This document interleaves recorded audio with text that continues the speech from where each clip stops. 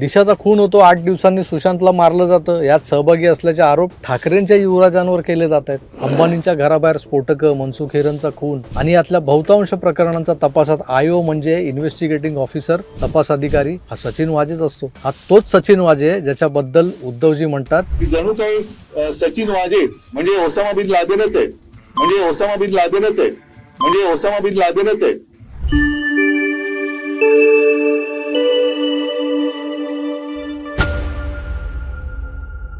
अनिल देशमुखांना अर्णबनं असा काय प्रश्न विचारला होता की देशमुख असे कावरे-बावरे झाले? तर तो प्रश्न साधा सोपा होता. देशमुखांनी सारा कच्चा चिट्ठा उलगडला की सुशांत सिंग राजपूत प्रकरण असो की अँटिलियासमोर ठेवलेला तो बॉम्ब, या सगळ्यांचा मास्टर माइंड हा तत्कालीन पोलीस कमिशनर परमबीर सिंग आहे. परमबीरनं त्याचा हस्तक सचिन वाझेला हाताशी धरून हे कांड घडवलं होतं वगैरे या सगळ्या गोष्टी स्पष्ट झाल्या. असं असताना आज वाझे आत असला तरी परमवीर बाहेर आहे. बरं, हा सचिन वाझेही आधी निलंबित होता, त्याला पुन्हा सेवेत दाखल केला कोणी तर तत्कालीन नंबर 1 CM उद्धवजींनी. त्यांना या सचिन वाझेचं इतकं कौतुक की त्याच्याबद्दल कोणी काहीही बोललेलं यांना खपत नसायचं. या सचिन वाझेनं सगळी कांड केले. ज्या मित्राची स्कॉर्पिओ वापरली स्फोटकं ठेवायला, त्या मित्राचा मनसुख हिरेनचा मर्डर केला. पण जेव्हा मनसुख हिरेनचा मृतदेह तिकडं काळव्यातल्या रेतीबंदरमध्ये सापडला, त्यानंतर जी चर्चा सुरू झाली आणि सचिन वाझेकडे बोट दाखवलं जाऊ लागलं, तेव्हा उद्धवजी काय बोलले होते, हे होतंय, ते होतंय, याच्या कुटुंबियांची तक्रार आहे, त्याच्या कुटुंबियांची तक्रार आहे आणि आम्ही सगळं गांभीर्यानं घेतलंय, तपास सुरू आहे, आम्ही दखल घेतोय. पण असं चित्र निर्माण केलं जातंय की सचिन वाझे हा जणू काही ओसामा बिन लादेन आहे. आठवतं काय तुम्हाला हे वाक्य? नसेल आठवत तर मी तुम्हाला ते पुन्हा ऐकवतो, ऐका. हिरेन यांचा मृत्यू ही दखल आम्ही गांभीर्याने घेतलेली आहेच आणि कोणताही मृत्यू आता त्यांच्या कुटुंबियांनी तक्रार केलेली आहे, डेलकर यांच्या कुटुंबियांनी तक्रार केलेली आहे, तर ह्या तक्रारीची आम्ही दखल घेतलेली आहेच.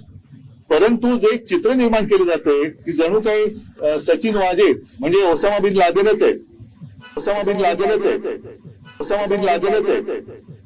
ऐकलत? आता तुम्ही म्हणाल अनिल देशमुखांना कोंडीत पकडणारी मुलाखत प्रसिद्ध झाली आणि परमवीर हा जर मुख्य कल्प्रिट आहे, मास्टर माइंड आहे, असा एक घोषा लावला जातोय, तेव्हा आणखी अनेक प्रश्न त्यासोबत उपस्थित होत आहेत की अँटिलिया बाहेर स्फोटकं ठेवून अंबानींना घाबरवण्याचा जो कट होता त्याचा मास्टर माइंड हा परमवीर होता असं अनिल देशमुख म्हणतायत.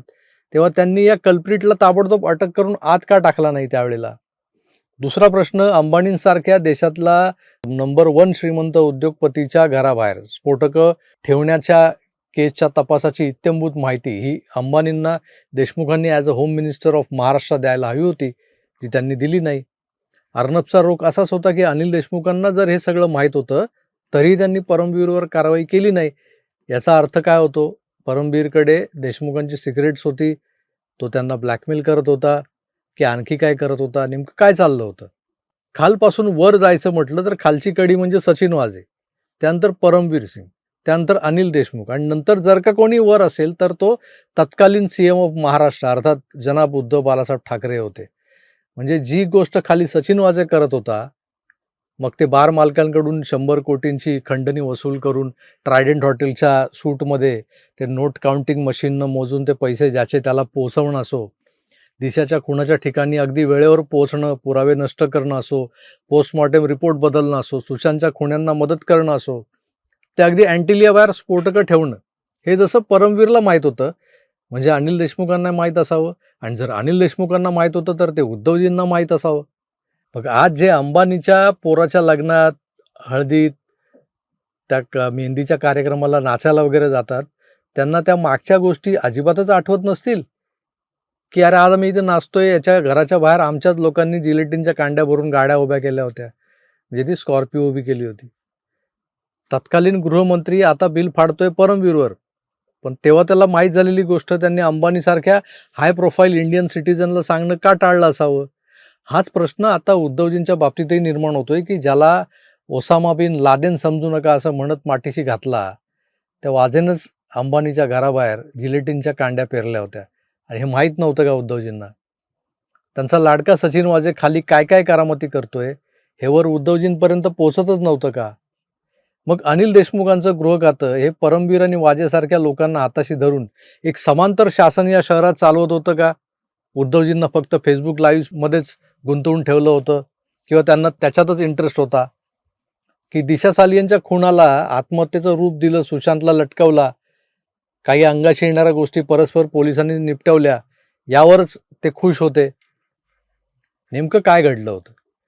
जून 2020 ते पुढच्या 3 ते 4 महिन्यात हा जो काही 100-125 दिवसांचा कालखंड होता, ज्यात काही प्रमुख घटना घडल्यात, जसं की 60 टर्म दादरा नगर हवेलीचा खासदार राहिलेला मोहन डेलकर मरीन ड्राईव्हच्या सी ग्रीन की सी व्ह्यू हॉटेलमधल्या एका खोलीत आत्महत्या करतो. तो तिकडचा माणूस इकडे येऊन का आत्महत्या करतो? तिथून जवळच असलेल्या ट्रायडेंटमध्ये सचिन वाजेचा सूट कायमस्वरूपी एका बनावट नावावर बुक्ड असतो.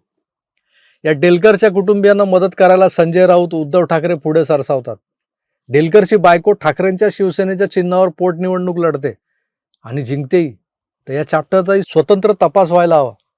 दिशाचा खून होतो, 8 दिवसांनी सुशांतला मारलं जातं, यात सहभागी असल्याचे आरोप ठाकरेंच्या युवराजांवर केले जात आहेत.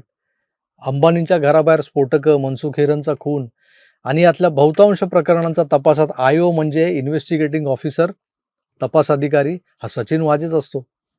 हा तोच सचिन वाजे ज्याच्याबद्दल उद्धवजी म्हणतात की जणू काही सचिन वाजे म्हणजे ओसामा बिन लादेनच आहे.